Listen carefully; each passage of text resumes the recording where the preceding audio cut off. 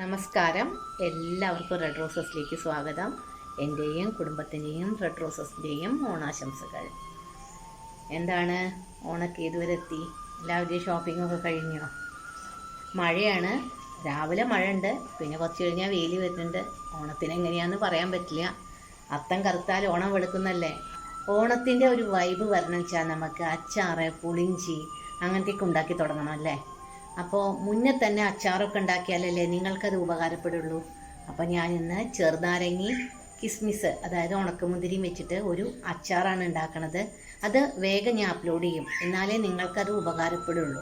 അല്ലാതെ ഓണ സമയത്ത് അത് അപ്ലോഡ് ചെയ്ത് കഴിഞ്ഞാൽ നിങ്ങൾക്ക് ഉപകാരം ആവില്ല. അച്ചാറൊന്ന് പ്രിപ്പയർ ചെയ്തതിന് ശേഷം അത് കുറച്ച് ദിവസം ഇരിക്കണം, എന്നാലേ അതൊന്ന് ചേർന്ന് കിട്ടുള്ളൂ എല്ലാം കൂടിയിട്ട്. അപ്പോഴേ അതിൻ്റെ ഒരു ടേസ്റ്റ് നമുക്ക് അറിയുള്ളൂ. അത് കാരണം എത്രയും പെട്ടെന്ന് ഞാൻ ഈ അച്ചാർ അപ്ലോഡ് ചെയ്യാൻ വേണ്ടിയിട്ടാണ് മുന്നേ തന്നെ ഓരോരോ റെസിപ്പീസ് ഇടുന്നത്. ഇന്ന് ഞാൻ നിങ്ങളുടെ മുമ്പിൽ ഇപ്പോൾ നാരങ്ങയും കിസ്മിസും വെച്ചിട്ടുള്ള അച്ചാർ ഉണ്ടാക്കാൻ അടുക്കളയിലേക്ക് പോവുകയാണ്. എല്ലാവർക്കും ഇഷ്ടപ്പെടും, വളരെ നല്ലതാണ്. ഹോട്ട് ആൻഡ് സ്വീറ്റ് ആണ് ഈ ലെമൺ ആൻഡ് കിസ്മിസ് അച്ചാർ. അപ്പോൾ നമുക്ക് അടുക്കളയിലേക്ക് പോകാം. ചെറുനാരങ്ങയും കിസ്മിസും കൂടിയിട്ടുള്ള അച്ചാറാണ് ഉണ്ടാക്കുന്നത്. അതിന് ആദ്യമായിട്ട് നമുക്ക് ഒരു സ്റ്റീമർ വെച്ചിട്ട് ഈ ചെറുനാരങ്ങ സ്റ്റീം ചെയ്യാൻ വയ്ക്കാം. നന്നായി കഴുകിയ ചെറുനാരങ്ങയാണ് കേട്ടോ. ഒരു 15 മിനിറ്റ് ഇത് നമുക്ക് സ്റ്റീം ചെയ്യും. ഇത് നന്നായിട്ട് സ്റ്റീം ആയി കഴിഞ്ഞാൽ ഈ നാരങ്ങ പൊട്ടും കേട്ടോ.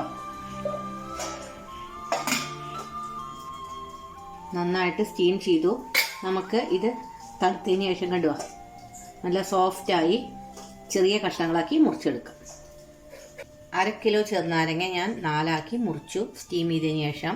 ഒരു 150 ഗ്രാം കിസ്മിസ് ഉണ്ട് പറഞ്ഞുല്ലോ. ഇനി വെളുത്തുള്ളി, ഒരു 2 വെളുത്തുള്ളി മുഴുവനും, ഇഞ്ചി ഒരു വലിയ കഷ്ണം ഇഞ്ചി, കറിവേപ്പില, ഒരു 3/4 ടീസ്പൂൺ മഞ്ഞൾപ്പൊടി, 3 ടീസ്പൂൺ മുളക് പൊടി, ഒരു ശർക്കര. ഹോട്ട് ആൻഡ് സ്വീറ്റ് അച്ചാറാണ് ഉണ്ടാക്കുന്നത് കേട്ടോ. പിന്നെ എള്ളെണ്ണയിലാണ് ഉണ്ടാക്കുന്നത്. പിന്നെ കടുക്, ഉലുവപ്പൊടി, ഇതൊക്കെ ആ സമയത്ത് പിന്നെ ഇടാം നമുക്ക്. പച്ചമുളക് ഒരു 6 പച്ചമുളക് നടു കീറിയിട്ടുണ്ട്. ഇഞ്ചി, പച്ചമുളക്, കറിവേപ്പില, ഇത്രയും സാധനങ്ങളൊക്കെയാണ് അച്ചാറിന് വേണ്ടത്. ഇനി നമുക്ക് ഉണ്ടാക്കാൻ നോക്കാം. ചീനച്ചട്ടിയിൽ എണ്ണ ഒഴിക്കാം. ഇത്ര എണ്ണ ആവശ്യമുള്ളൂ. ഒരു 3 ടേബിൾ സ്പൂൺ എണ്ണ ആവശ്യമുള്ളൂ കേട്ടോ. പൂപ്പല് വരില്ല എണ്ണയിൽ ഉണ്ടാക്കിയാൽ. വെളിച്ചെണ്ണയിൽ ഉണ്ടാക്കിയ പൂപ്പല് വരും. ഇത് ഞാൻ പല റെസിപ്പികളിലും പറഞ്ഞിട്ടുണ്ട് അച്ചാറിൻ്റെ, ഒന്നുകൂടി ഓർമ്മിപ്പിച്ചു എന്നേ ഉള്ളൂ. അത് മൂത്ത് കഴിഞ്ഞ് നമുക്ക് ഉലുവയും കടുകും ഇട്ട് കൊടുക്കാം. പിന്നെ വറ്റൽമുളക് ഇടാം. അത് മൂത്തു ഉലുവയും കടുകും ഞാൻ ഇട്ട് കൊടുക്കുകയാണ്. ഇതിലേക്ക് നമുക്ക് വറ്റൽമുളക് ഇട്ട് കൊടുക്കാം. എന്നിട്ട് ഒന്ന് ഇളക്കി കൊടുക്കാം.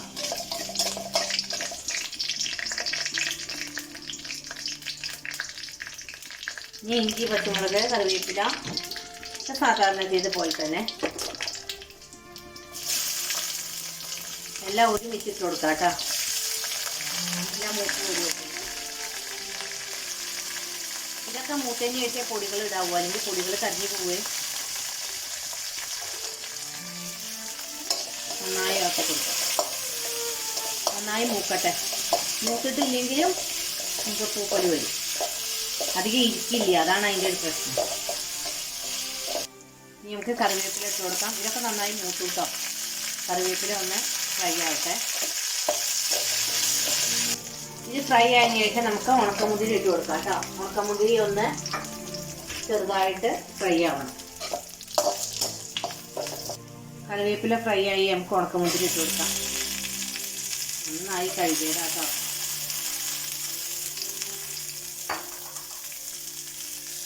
ബിരിയാണി, നെയ്ച്ചോറ്, അതുപോലെ സദ്യയുടെ ഇലയുടെ വക്കത്ത് വിളമ്പാനൊക്കെ പറ്റിയ ഒരു അച്ചാറാണ് കേട്ടോ. കറുത്ത മുന്തിരിയാണ് നല്ലത്, അതൊന്നും കൂടി സ്വീറ്റാണ്. നമ്മളുടെ മുന്തിരിയൊക്കെ വീർത്ത് വന്നു. അതിലേക്ക് നമുക്ക് ഈ 4 മുറിച്ച് ചെറുനാരങ്ങ ഇട്ട് കൊടുക്കാം. ഇത് രണ്ടും കൂടിയിട്ട് ഒന്ന് ഇളക്കിയതിന് ശേഷം നമുക്കിതിലേക്ക് പൊടികളൊക്കെ ഇട്ട് കൊടുക്കാം.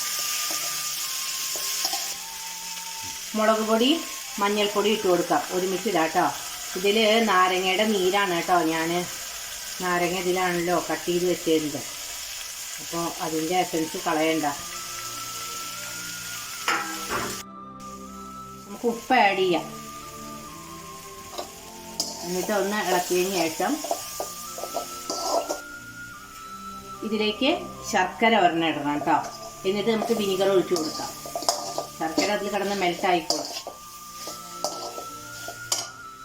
ഹോട്ട് ആൻഡ് സ്വീറ്റ് ആയ കാരണമാണ് ശർക്കര ചെയ്യണത്. ശർക്കര വേണ്ടാത്തവർക്ക് പഞ്ചസാര ഇട്ട് കൊടുക്കാം കേട്ടോ. വിനീഗർ ഒഴിച്ചതിന് ശേഷം എല്ലാം കൂടി ഒന്ന് യോജിച്ചതിന് ശേഷം ഈ ശർക്കര അതിൽ കിടന്നൊന്ന് മെൽറ്റായിട്ട് നമുക്കൊന്ന് ചെറുതായിട്ട് ബോയിൽ ചെയ്തെടുക്കാം. ഈ ഇൻഗ്രീഡിയൻസിനൊക്കെ പുറമെ ഒഴിച്ചുകൂടാൻ പറ്റാത്ത ഒന്നാണ് കായം. അത് ഓരോരുത്തരുടെ ആവശ്യത്തിനനുസരിച്ച് നാരങ്ങാച്ചാറിൽ നമുക്ക് ചേർക്കാം കേട്ടോ. ഞാനിവിടെ ഒരു 3/4 ടീസ്പൂൺ കായാണ് ചേർക്കുന്നത്. നമ്മളുടെ അച്ചാർ കണ്ടോ, നല്ല ജ്യൂസിയാണ്, നല്ല ടേസ്റ്റുമാണ്. ഇതിലേക്ക് നമുക്ക് കുറച്ച് ഉലുവാപ്പൊടി ഇട്ട് കൊടുക്കാം. എന്നിട്ട് ഒന്നാണ്ട് ഇളക്കി കൊടുക്കാം, വാങ്ങി വെക്കാം. ഈ അച്ചാർ ഒരു 4 ദിവസം പുറത്തിരുന്നാൽ മതി. അപ്പോഴേക്കും ഇത് നല്ല പാകമാകും. പിന്നെ അച്ചാറിൽ നമ്മൾ ഒരിക്കലും ചൂടുവെള്ളം യൂസ് ചെയ്യരുത് കേട്ടോ.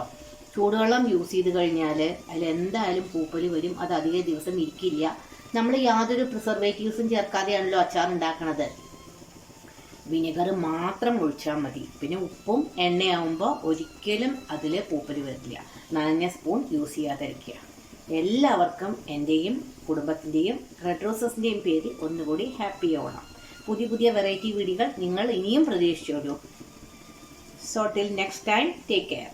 Bye. ഈ വീഡിയോ നിങ്ങൾക്ക് തീർച്ചയായിട്ടും ഇഷ്ടപ്പെടുമെന്ന് വിചാരിക്കുന്നു. എല്ലാവർക്കും wish you A happy Onam.